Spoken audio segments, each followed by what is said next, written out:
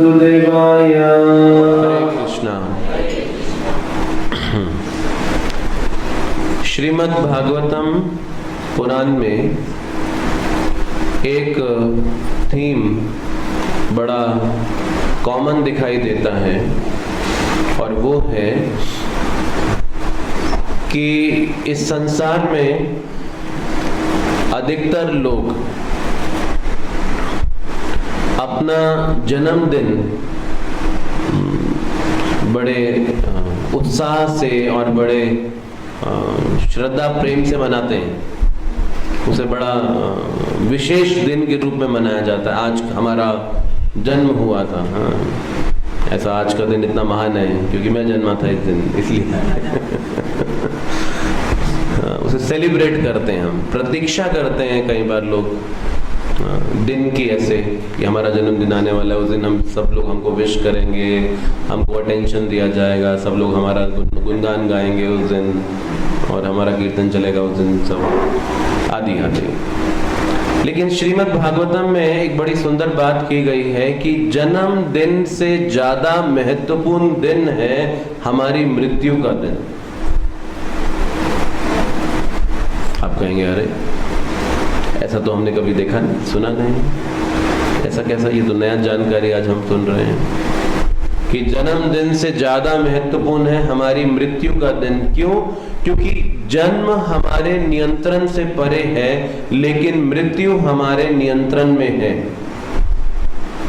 इसका क्या अर्थ है कि आप कहां जन्म लेंगे, किस शरीर में जन्म लेंगे, किस रूप में जन्म लेंगे, ये आप निर्धारित नहीं कर सकते, लेकिन आप शरीर कैसी स्मृति के साथ, कैसे स्मरण के साथ त्यागेंगे, ये हमारे कंट्रोल में है, ये हमारे नियंत्रण में दिया गया है। इसीलिए श्रीमद् भागवतम पुराण में ऐसे अनेक महाजनों के नाम निर्धारित किए गए हैं, रिकॉर्ड किए गए हैं, जिनके बारे में ये बताया गया है कि उन्होंने अपना शरीर कैसे त्यागा।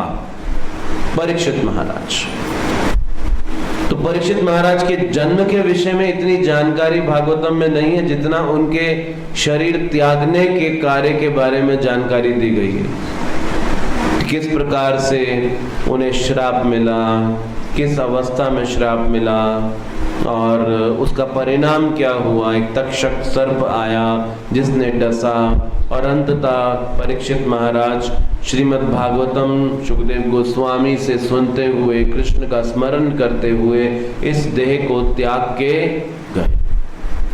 इतनी डिटेल, इतना विस्तृत जानकारी भागवतम में उनके बारे में, मृत्यु के बारे में दिया।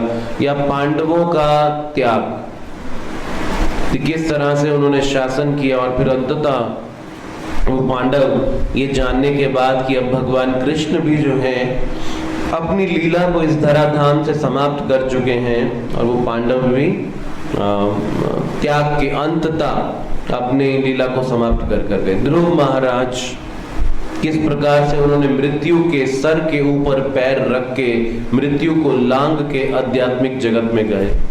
अंग महाराज और फिर भीष्म देव, इच्छा मृत्यु का वरदान रखने वाले वो भीष्म देव ने किस प्रकार से बाणों की शैया पर लेटे लेटे कुरुक्षेत्र के युद्ध भूमि में भगवान का स्मरण करते हुए, उत्तरायण की प्रतीक्षा करते हुए इस देह को त्यागा। तो इस भौतिक जगत में लोग मृत्यु की बात नहीं करना चाहते, मृत्यु को सुनना नहीं चाहते, उसके बारे में बोलना नहीं चाहते। सोचते हैं कि इसके बारे में ना बोलने से, सुनने से, बात ना करने से शायद ये मृत्यु कभी हमारे जीवन में आएगी नहीं। तो ये वास्तविकता नहीं है। लोग मृत्यु के बारे में भूलना चाहते हैं बजाय उसको याद करने के। लेकिन समय इतनी बलवान शक्ति है कि वो प्राय हमें मृत्यु के बारे में रह रहकर याद दिला ही देता है। चाहे आप इसे कितना भी भूलना क्यों ना चाहो, ये आपको भूलने देगा नहीं। जैसे आंख बंद कर लेने से आप जीवन की वास्तविकता को पलट नहीं सकते। आप उसका सामना करते हुए तो शायद उसको पलट पाओ, लेकिन आंख मात्र बंद कर लेने से आप जीवन की वास्तविकता को पलट नहीं सकते हैं। इसलिए शास्त्र हमें क्या सिखाते हैं? शास्त्र कहते हैं हम सबको तैयारी करनी चाहिए उस मृत्यु का सामना करने के लिए, यानी कि मृत्यु को एक परीक्षा की तरह बताया गया है। हम सब की एक परीक्षा, हमारे जीवन का सबसे बड़ा इम्तिहान जो हमको इस मृत्यु के रूप में हमारे जीवन में आएगा, और वो हमारी सारी आसक्तियां, हमारे सारे साधन जो आज तक हमने अपने जीवन में अर्जित किया है, वो सब कुछ हमसे छीन कर लेकर चला जाएगा। इसीलिए मृत्यु के रूप समय हम वो जो परीक्षा है उस परीक्षा को कैसे डील करते हैं, ये एक बड़ा महत्वपूर्ण विषय है। श्रीमद् भागवतम में सभी साधकों को समझाया गया है। प्रभुपाद जी कहते हैं कि हमारा जो शरीर है अगला, वो निर्भर करता है इस बात पे कि हम ये वर्तमान जीवन में शरीर को कैसे त्यागेंगे। इस बात पे हमारा अगला जीवन निर्भर करता है। और इसका अर्थ हुआ कि जो हमारा वर्तमान जीवन है वो इस बात से बना कि हमने पिछले जीवन में किस प्रकार से शरीर त्यागा था। तो इसका अर्थ हुआ आज जो हम हैं वो हम सोचते थे जब हम शरीर त्याग रहे थे पिछले जीवन में। इसीलिए वर्तमान जीवन में हमें उस प्रकार का शरीर दिया गया है। जैसे एक विद्यार्थी, उसकी वार्षिक परीक्षा जब आती है, एनुअल एग्जाम, तो एनुअल एग्जाम में वो विद्यार्थी उस परीक्षा में कितना लिख पाएगा, कितना प्रश्नों के उत्तर दे पाएगा, ये किस बात पर निर्भर करता है कि उसने पूरा साल कितनी पढ़ाई की, कितनी तैयारी की और कितना परीक्षा को प्रिपेयर किया। और उसके उस एग्जामिनेशन शीट को देखकर बता सकते हैं कि उसने पूरा साल क्या किया है। उसी प्रकार से मृत्यु को हम सब के मनुष्यों के जीवन की अंतिम परीक्षा के रूप में बताया गया। और ये जो अंतिम परीक्षा है, इसमें हम क्या स्मरण करते हैं, ये हमने जो सारा जीवन भर तैयारी की है उसका परिणाम होगा। तो अगर जीवन भर हमने उन अनावश्यक चीजों पे अपना मन लगाया जिनको हम अपने साथ नहीं ले जा सकते, तो मृत्यु के समय वही चीजें हमको स्मरण आने जा रही हैं। हमको वो बातें याद आएंगी, उन सब चीजों का स्मरण करेंगे। ऐसा भागवतम में कहा गया है कि एक व्यक्ति की मृत्यु के समय उसने जो भी जीवन भर कार्य करे हैं वो एक मूवी की तरह उसके मानस इस मन पे चलता है, और वो एक मूवी की तरह अपने जीवन में भरे गए करे गए सारे कामों को देखता है। अब मान लीजिए पूरा जीवन उसने मांस खाया, नशा किया, अवैध संबंध बनाए, जुआ खेला, पाप के कार्यों में किया, लड़ाई झगड़े किए, दूसरों से द्वेष किया, किसी से प्रेम नहीं किया, तो अब अंत समय में वो यही चीजें याद कर रहा होगा। और इनको याद करता हुआ जब वो शरीर त्याग के जाएगा तो अगला जन्म इसके अनुसार प्राप्त करेगा। अब पूरा जीवन उसने अगर भगवान का भजन किया, भक्ति की, नाम लिया, कथा सुनी, शास्त्र पढ़े आदि इस तरह के कार्यों में अपने आप को लगाया, तो अंत समय में शरीर त्यागते वक्त वो इन बातों को याद करता हुआ जब देह त्यागेगा तो अगले जीवन में इस प्रकार की परिस्थिति को प्राप्त करेगा। तो इसका अर्थ हुआ कि एक विद्यार्थी के एग्जामिनेशन शीट को देखकर उसने कितनी मेहनत पूरा वर्ष की ये पता चलता है, और उसी तरह से मृत्यु के समय हमारे स्मरण को देखकर पता चलता है कि हमने पूरा जीवन कितना क्या क्या कार्यों में अपने विचारों को और अपनी शक्ति और अपने सामर्थ्य, अपनी बुद्धि, अपनी स्मरण की शक्ति का निवेश किया। तो अगर कोई विद्यार्थी अच्छे अंकों से पास होता है तो इसका मतलब है कि उसने पिछले साल बहुत पढ़ाई के लिए मेहनत करी है।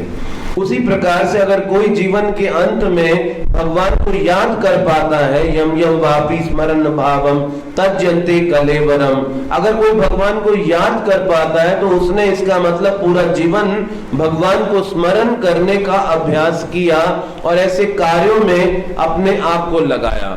और जब वो ऐसा करता है तो फिर अगले जीवन में वो फिर अलग प्रकार की परिस्थितियों को प्राप्त कर पाता है, और वो परिस्थितियां अधिकतर आध्यात्मिक है। और इसीलिए प्रभुपाद जी ने अपने एक बड़े प्रसिद्ध वाक्य में कहा, हमारे वर्तमान शरीर को देखकर, हमारे वर्तमान जीवन को देखकर हम ये जान सकते हैं कि हमने पिछले जन्म में शरीर त्यागते वक्त उस परीक्षा को किस भावना के साथ दिया, उस समय क्या स्मरण किया। ये वर्तमान शरीर के में को देखकर ऐसा हम जान सकते हैं। तो इसके लिए हम सब अपने आप को ये देखकर अब परिचित हो सकते हैं कि हम क्या स्मरण कर कर आए। और प्रभुपाद कहते हैं वर्तमान शरीर वो उत्पादन है हमारे पूर्व जन्म की मृत्यु के स्मरण का। तो एक तरह से ये मन इतना शक्तिशाली हो गया कि ये हमें एक जीवन प्रदान करता है इस भौतिक जगत में। और जीवन ही नहीं, किस प्रकार का जीवन आप जिएंगे, किस प्रकार का शरीर आप प्राप्त करेंगे, क्या वो मनुष्य का होगा, वो पशु का होगा, वो निम्न योनियों का होगा, वो उच्च योनियों का होगा, किस प्रकार के जीवन को आप प्राप्त करेंगे, ये हमारी स्मरण शक्ति निर्धारित करने जा रही है।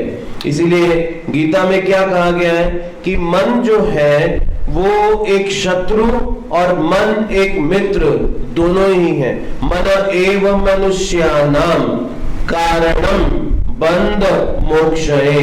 ये जो मनुष्य का मन होता है कारणम बंध मोक्षये, ये बंधन और मुक्ति दोनों का कारण ये मन ही बनता है।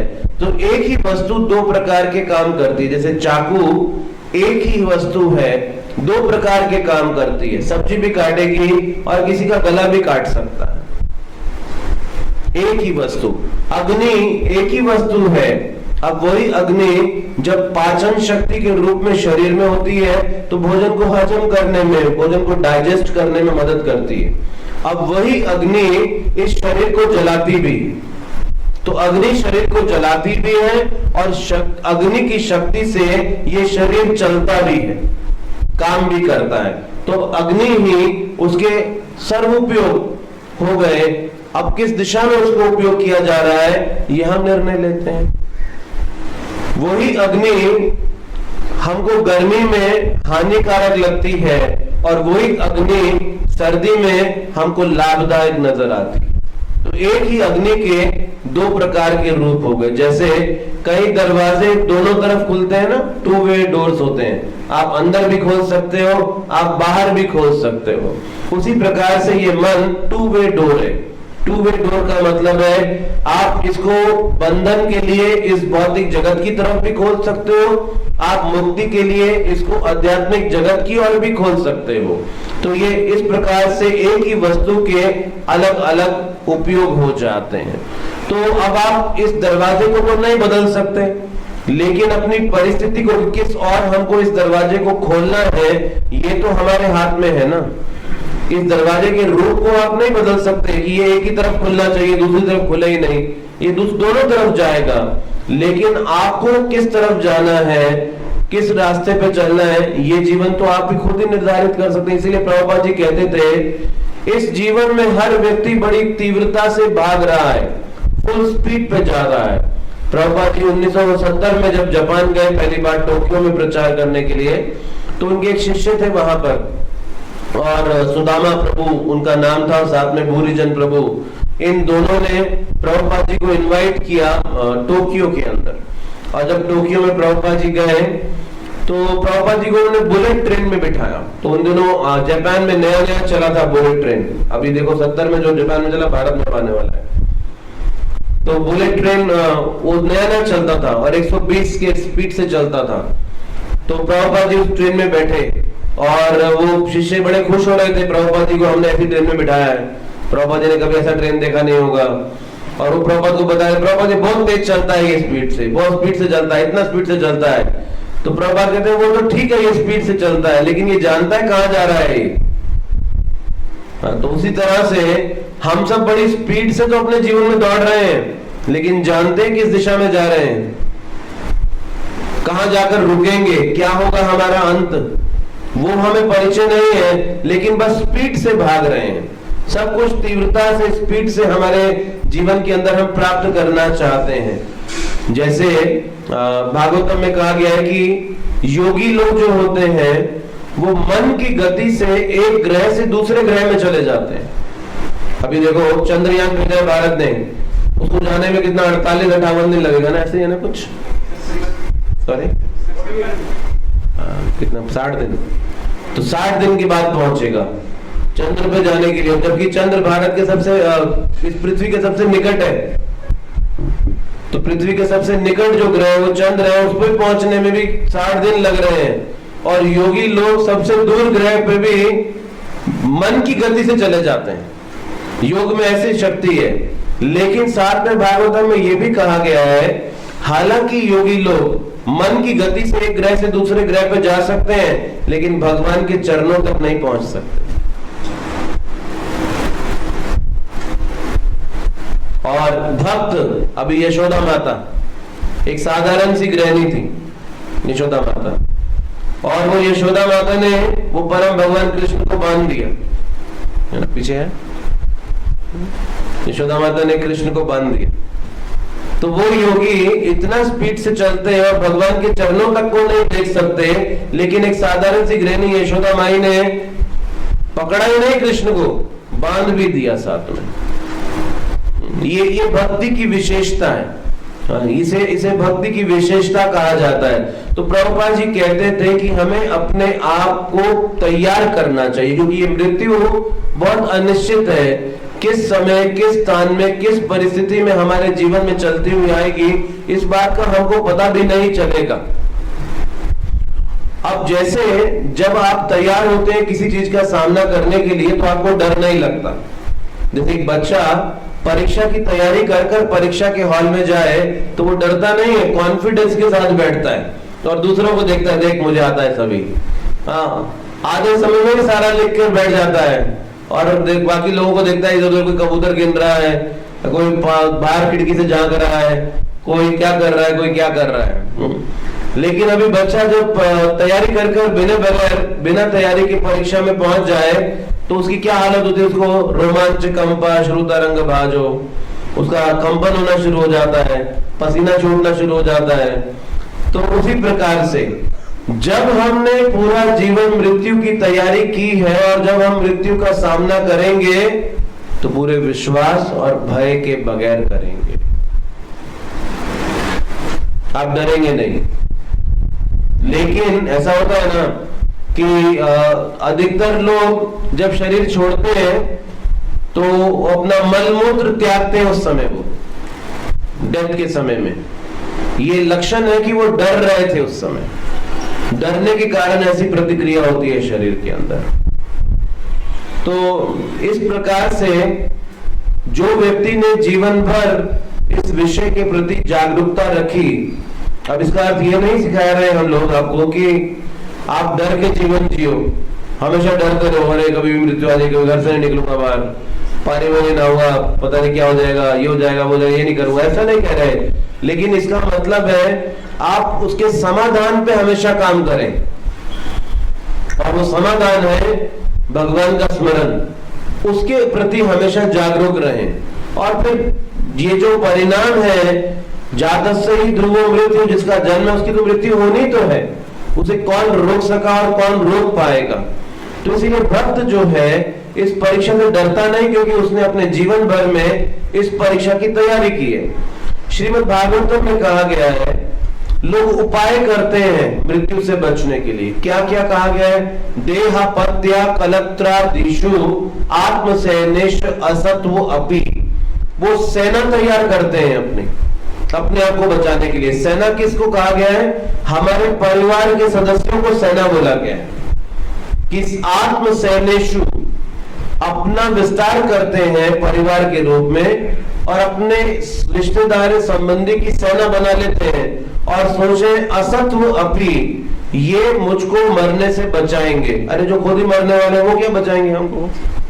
वो तो खुद ही मरने जा रहे हैं एक दिन, वो हमको कैसे बचा लेंगे? तो भागवतम कहती है तेषाम प्रमत्तो निधनम। जो ऐसे लोग हैं वो पागलपन के शिकार हैं। वो सोचते हैं कि वो अपनी शक्ति से मृत्यु को टाल सकते हैं, वो कभी नहीं टाल पाएंगे। पश्यन अपि न पश्यति। वो देखते हैं चारों तरफ लोग वृद्ध हो रहे हैं, शरीर छोड़ रहे हैं, लेकिन देखते हुए भी उनको कभी ये विश्वास नहीं होता कि एक दिन उनको भी शरीर छोड़ना होगा, उनको भी मरना होगा। ये है पश्यन अपि न पश्यति। देखते हुए भी दिखाई नहीं देता है, देखते हुए भी हमको दिख नहीं रहा है। तो ये एक अभक्त जो है वो अपने आप को मृत्यु से बचाने के लिए इस प्रकार की तैयारी करता है। लेकिन एक भक्त जो है उसकी तैयारी क्या है? वो अपनी आसक्तियों को इस संसार से कम करने की तैयारी करता है। एक बार प्रभुपाद जी का एक कमरा जो कि कृष्ण बलराम मंदिर में, कृष्ण बलराम मंदिर वृंदावन में है ना, इस्कॉन का जो वृंदावन मंदिर है, वहां पे प्रभुपाद जी का जो अपार्टमेंट जहाँ प्रभुपाद जी रहते थे, एक चिड़िया उनके कमरे में झूमर के ऊपर आकर एक घोंसला बनाती थी। तो उन्होंने अपने सेवक को बोला इसको हटा दो। तो सेवक ने घोंसला हटा दिया और कुछ दिन बाद देखा फिर से घोंसला आके उस चिड़िया ने बना दिया। फिर सेवक ने हटा दिया, फिर उसके कुछ दिन बाद फिर आके चिड़िया ने बना दिया। तो प्रभुपाद जी कहते देखो ये चिड़िया भी इस घोंसले से कितनी आसक्त है कि कितनी बार भी इस घोंसले को हटा दो, लेकिन ये चिड़िया जो है ये फिर भी आकर उसी जगह पर अपना घोंसला बना देती है। और प्रभुपाद जी ने इसको तात्पर्य देते हुए कहा यही है एक ऐसे व्यक्ति की स्थिति जो इंद्रिय भोग से आकर्षित है। उसे आप कितना भी रोकने की कोशिश करो, लेकिन वो फिर भी कोई ना कोई तरीका ढूंढता है और इंद्रिय भोग करना शुरू कर देता है। डॉक्टर बोलता है सिगरेट नहीं पीना, लेकिन छुप कर फिर भी सिगरेट पी लेता है। डॉक्टर बोलता है शराब नहीं पीना, लेकिन फिर भी नहीं मानता और शराब पी लेता है। तो ये एक इंद्रिय भोग से आसक्त व्यक्ति की स्थिति है कि आप उसे कितना भी रोकने का कोशिश करो, लेकिन वो फिर भी नहीं रोकता है। तो लोग कई बार तर्क ये भी देते हैं, बोलते हैं कि देखो मृत्यु तो एक दिन आनी ही है, मरना तो एक दिन है ही है, तो खा के मरो या तपस्या करके मरो, मरना तो सबको ही है, तो फिर क्यों ना खा पी के तपस्या मरो, कहा भोग करते हुए मरो। मरना जब सब एक भक्त ने भी मरना है, भक्त ने भी मरना है, तो फिर क्यों ना भोग करते हुए मरा जाए। लेकिन अब इसकी कठिनाई क्या है? जैसा हमने कहा मृत्यु के समय में जो आप स्मरण करेंगे वो अगला जीवन पाएंगे।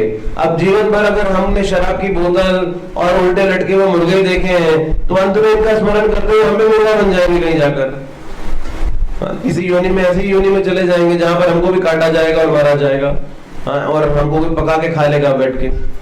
तो यही है कठिनाई हमारी कि जीवन भर जिन कार्यों के अंदर हम अपना समय व्यतीत करेंगे वो अंत समय में आप भूल ही नहीं पाएंगे।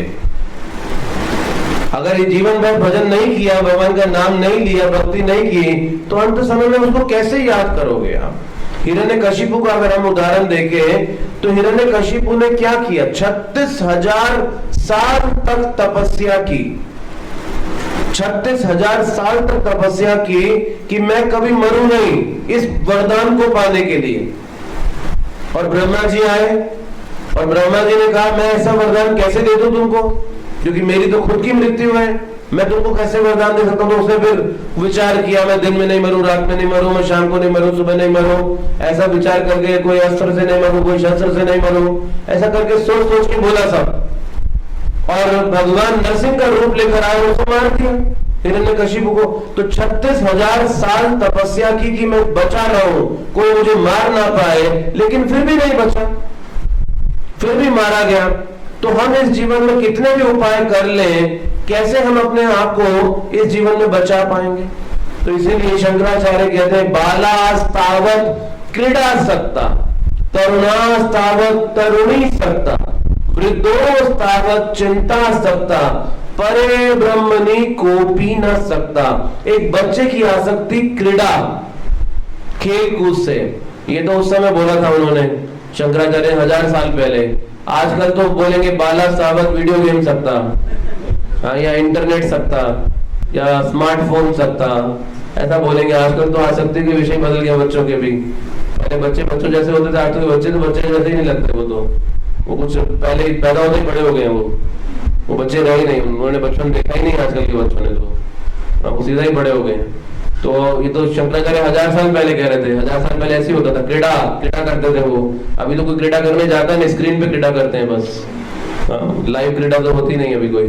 बाला सावक क्रीड़ा, तरुणा सावक तरुणी सकता, और वृद्धो सावक चिंता सकता।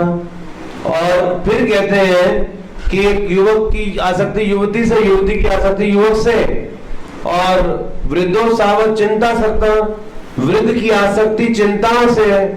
लेकिन परे ब्रह्मणी कोपी न सकता, किसी को भी परे ब्रह्मणी भगवान से आसक्ति नहीं है। हमें जीवन भर में अनेक आसक्तियां हैं, लेकिन भगवान से कभी हमारी जीवन में आसक्ति नहीं हो पाती। उस आसक्ति को हम कभी विकसित नहीं कर पाते, उसके ऊपर कभी काम नहीं करते हैं। तो इसलिए प्रभुपाद जी एक बड़ी सुंदर बात कहते हैं। वो कहते हैं कि वास्तव में ये जो शरीर है ये अभी भी मृत है। आप कहेंगे कैसे? क्योंकि जीवन तो आत्मा में है, ये भौतिक देह तो अभी भी शव के समान ही है। और प्रभुपाद जी इसको और एक्सटेंड करते हुए बड़ा और बुद्धिमत्ता से कहते हैं कि जैसे एक मछली को पानी से बाहर निकालो तो सबसे पहली प्रतिक्रिया क्या होती है मछली की? अगर आप मछली को कभी पानी से निकला हुआ देखें, क्या करती होती है? वो छटपटा रही होती है सर। तो प्रभुपाद जी कहते हैं यही है हमारा मनुष्य का जीवन, कि मरने से पहले जो ये जीवन जी रहे 70-80 साल का, ये वो मछली के छटपटाहट जैसा ही है, तड़पने जैसा ही है। तो इस जीवन में हर व्यक्ति क्या है? त्रितापों के द्वारा तड़पता हुआ ही तो पाया जाता है, और क्या पाता है? दुखी तो पा रहा है इस जीवन के अंदर। अनेक तापा अग्नि के अंदर ही तो जल रहा है हर व्यक्ति।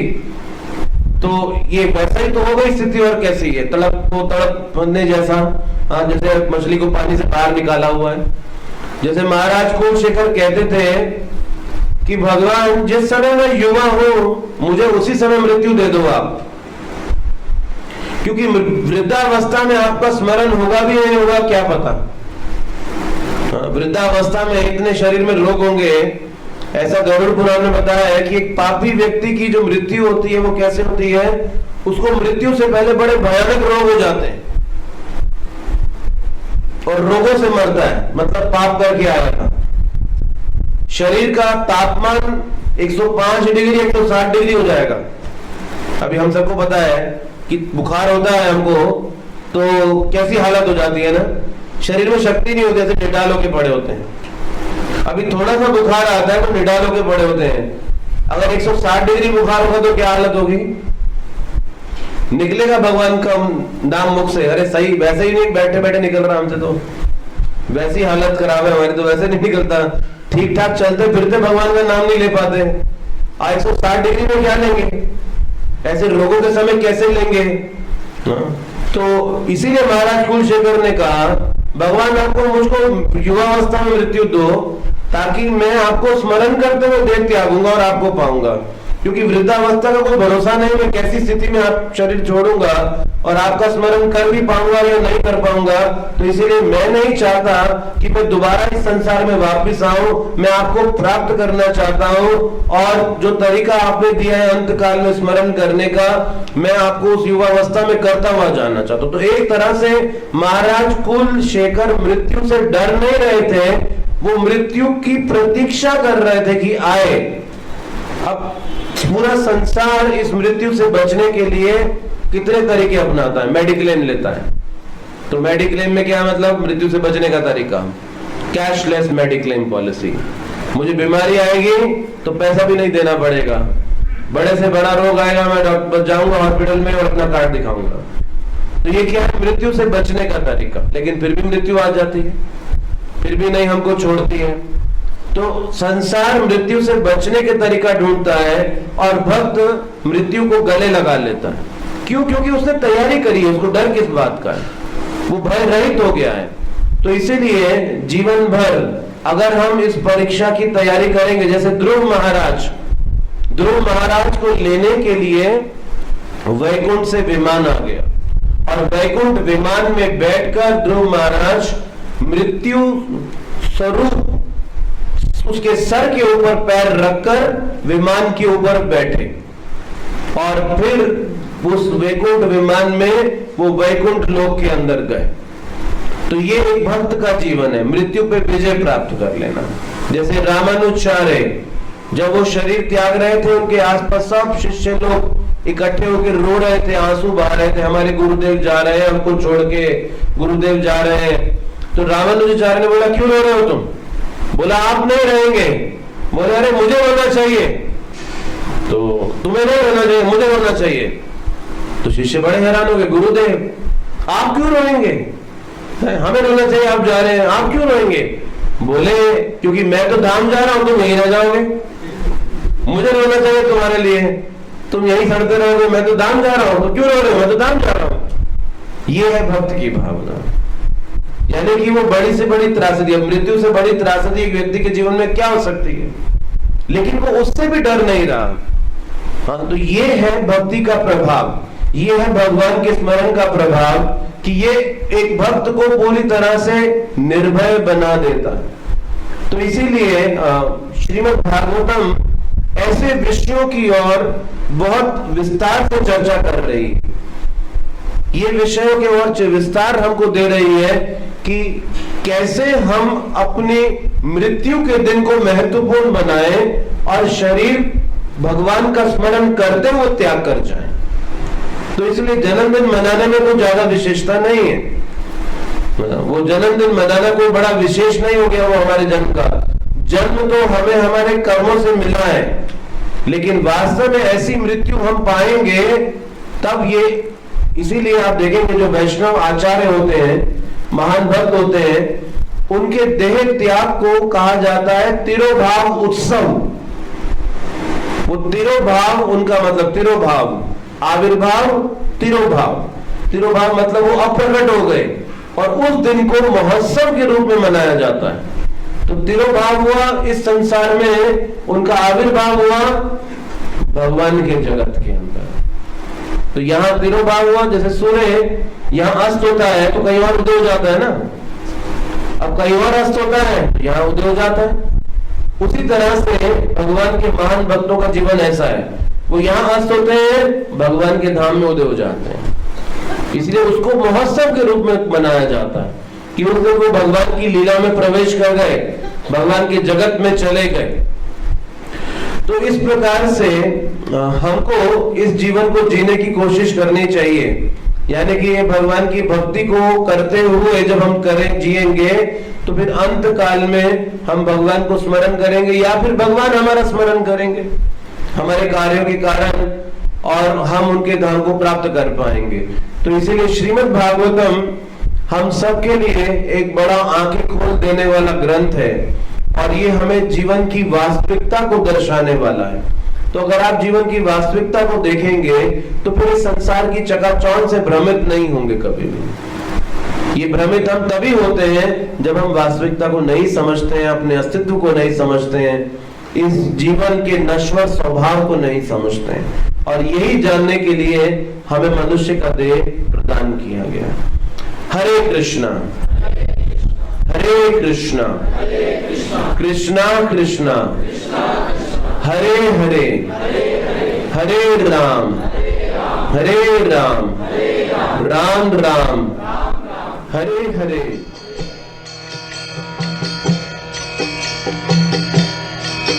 Hare Krishna, कृष्ण कृष्ण हरे हरे, हरे राम राम राम हरे हरे। हरे कृष्ण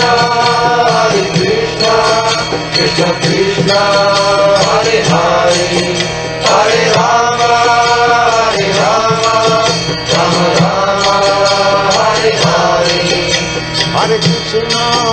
हरे कृष्ण कृष्ण कृष्ण हरे हरे, हरे राम